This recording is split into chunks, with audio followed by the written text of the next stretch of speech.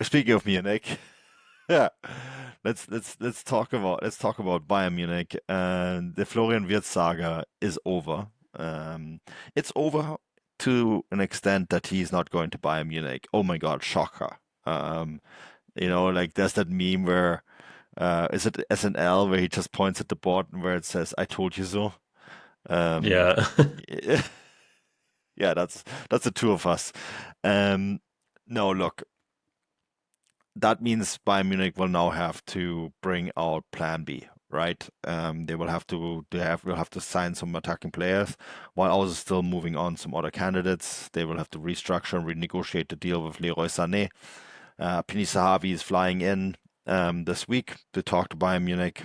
Not sure there's much to talk about. I don't think the two sides have much leeway, but I think they got to do it. I'm also been told that although there were 150 million euros earmarked to sign Florian Wirtz, that money is not all of a sudden available for other players. So the transfer budget wasn't 150 million euros to sign a bunch of players. It was 150 million euros for Florian Wirtz. So I think that's something that you have to keep in mind.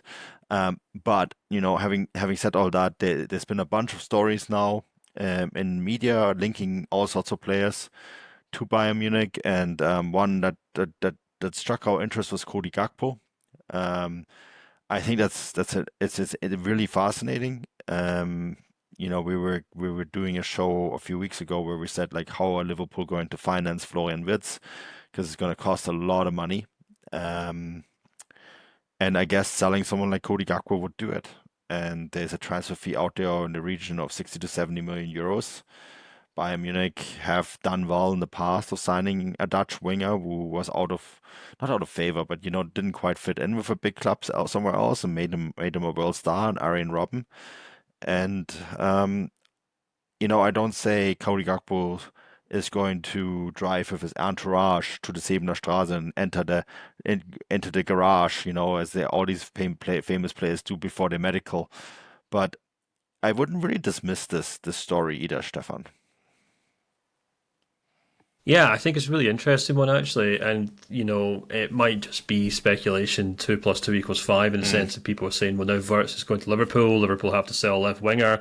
Let's just pluck Kakpo out of thin air and say he has to go somewhere. Oh, who actually wants to sign a winger? Oh, that's right, Bayern Munich wanted Florian Wirtz, so let's just say he wants to go there. Maybe I'm being cynical, but I do know that's sometimes how these things get plucked out of thin air, shall we say? But on paper, I think it's actually quite an interesting move and one that could make a lot of sense. I've been a big fan of Gakpo. I remember writing for Transfermarkt an article before he moved to Liverpool saying that he could be the kind of playmaker that they've been missing in the middle of the park because at the time they were so heavily reliant on Andy Robertson and Trent Alexander-Arnold to kind of be their creative players. Salah was the goal scorer, but they had a real depth or a real dearth or lack of playmakers in the middle of the park to kind of help with that squad. Um, and things have kind of worked out for Gakpo, but maybe not to maybe his ideal scenario. I think he's done a really good job at Liverpool. I think he's been a really useful player for them. He's a very industrious player, a good team player, much like so many of the players in that team. Szoboszlai, Alexis McAllister, Diogo Jota. There's so many hard-working players in that team that probably are more technical or more finesse players if in their own mind, but have to kind of become these kind of workhorses in that Liverpool team, and that's fine because it obviously gets them somewhere, and they obviously won the Premier League with it, so that works well. But I think Gakpo is a player that could probably offer more in terms of goals and assists that we saw at Liverpool. Not to say his results are bad, and actually, if you kind of look at his non-penalty goals per 90 at PSV and Liverpool, they're actually the exact same. They're 0.45 in both cases. The interesting thing is that his assists per 90 at PSV were 0.52, but his assists at Liverpool have just been zero point 0.2. And I think the reason behind that is that he's been played in a number of positions at Liverpool. He's kind of found himself becoming this kind of jack of all trades. He's kind of become Liverpool's kind of Serge Gnabry, and that, I know a lot of Bayern fans might recoil at the thought of signing another Serge Gnabry at this moment in time, but he's Mm. kind of his ability to kind of play as a centre forward, play on the left wing, sometimes even play through the middle or even on the right, has meant he's often found himself just being brought on for other players. For example, Luis Diaz has been preferred on the left side, or Alexis McAllister should be slide through the middle. And obviously that centre forward position is one that's just kind of rotated, and Liverpool haven't really got a ideal solution for. So he hasn't really been able to kind of play the position he wants to play. I think he'd be really tempted by the idea of going to Bayern if Bayern could say to him, look, Leroy Sané's leaving, Serge Gnabry and Kingsley Coman will be out the door next summer, if not sooner. We desperately need a left winger. We need our Michael Olise for that left wing. Do you want to be that guy? And I think that'd be really appealing for him. I think when he's at his best, he's kind of playing between the lines. He likes to play off players. I think at his best actually was for the Netherlands at last summer when he was playing on the left hand side, but he could cut inside. He could play off the striker, and at times even play as a kind of inside forward or number 10. And I think if Bayern Munich can say to him, we need a left winger or a left-sided player like that, do you want to be that guy? I think that'd be very appealing to him, because at Liverpool, he's not really... he does start plenty of games, but he's not really on that starting 11, especially if they go on and sign Florian Wirtz. And that's only going to get worse and worse if he does end up joining the club, because that's the exact same position I think Wirtz will play in. And the other thing as well is that I just mentioned his versatility and why that's kind of gotten his way at Liverpool, but it's also something that Bayern might want to make good use of. He can play as a centre forward if you need him to play as a centre forward, and Bayern have this very tricky situation right now where they've got Harry Kane and not a lot else. Obviously Matthias Tell's still in the books, and whether Tottenham actually go out and sign him in the summer remains to be seen. But it's unlikely that they'll have a bona fide backup centre forward or number 9 on the team.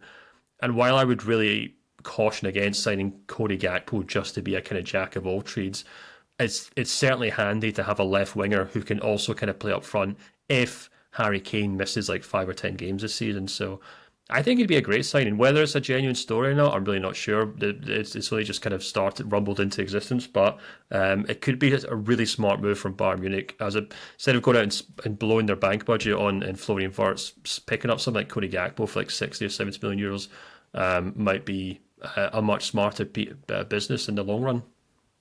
Well, the only question then is if they do sign Gakpo and they rekindle this whole Arjen Robben, Frank Ribéry, left wing, right wing, French, Dutch connection. We had this wonderful nickname, Robbery. How are we going to do Gakpo and Olise? Yeah, I'm not quite sure what you would call that, would you? I mean, you've got Gakpo and you've got Olise. So, how does that work? Is it Golise? Gakose?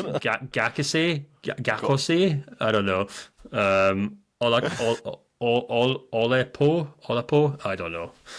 That sounds dreadful and potentially quite insulting to both these players. But yeah, it's an interesting thing. I hadn't even thought about that, about the Dutch-French thing, to be honest with you. But that'd be an interesting kind of thing. That'd be an interesting kind of quirk to it all. No, yeah. You could call it Golise, I guess. So yeah, I suppose that works as well. Yeah, Golise. I mean, the thing is with Bayern, they will have to sign someone on some wide player, and oftentimes when other transfers are made, other players shake loose, right? Because they become surplus material. And there's an interesting example. Another name that's been out there is Rafael Leao from Milan. His stock has been sort of on the decline. Milan in all sorts of trouble, with the politics and everything that's going on around Zlatan Ibrahimovic. So that's a club to watch. Christian Pulisic, the American winger. He has been linked to Bayern Munich in the past. His contract renewal is being set to no longer be automatic. There's another name that I think is interesting. Either way, Bayern Munich will have to do something in that position. So you will see a lot of links, and I think a lot of these names, you will see more names come out as other teams will do transfers, because the problem now, of course, is that because of their focus on Florian Wirtz, perhaps the plan B was cobbled together a little bit last minute, Stefan. Yeah, I think they also have to make a statement. They have to say we are going to invest this team. They know they have to invest this team. There's so many more positions besides left wing that they have to fix as well. You know, they have to get a right back. They have to get probably a left back. They have to sign at least a centre defender as well.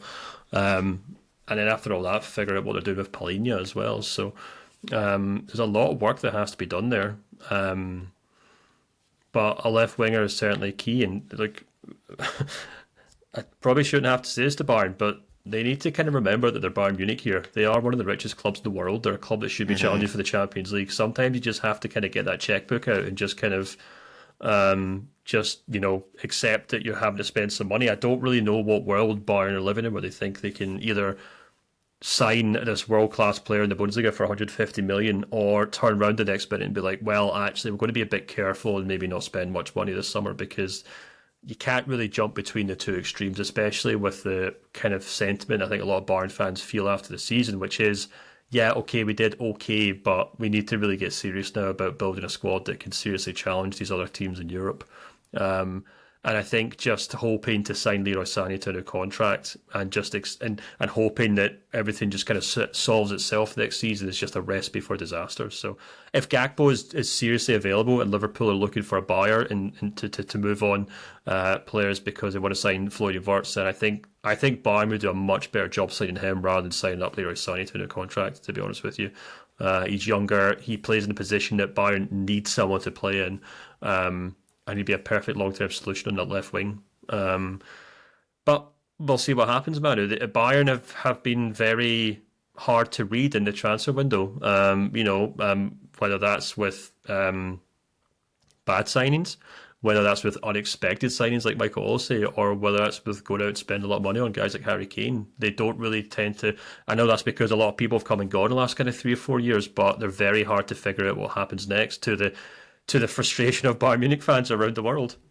Well, there's lots of speculation because like a lot of people will tell you different things of what they're going to do next without actually knowing what they're going to do next. So stay tuned, I would say. Let's wrap this up. I'm gonna watch the rest of this promotion relegation playoff game. Saarbrücken up 2-0 here. I've been wondering what you've been looking at every time I'm talking. You're Uh, just it looks like you're just watching the ceiling fan in your room. no, there's a TV next to me, and Saarbrücken were down 2-0 against Braunschweig in the first leg, but after 90 minutes it's now 2-0 for Saarbrücken, so it's going into extra time. Saarbrücken are down a man.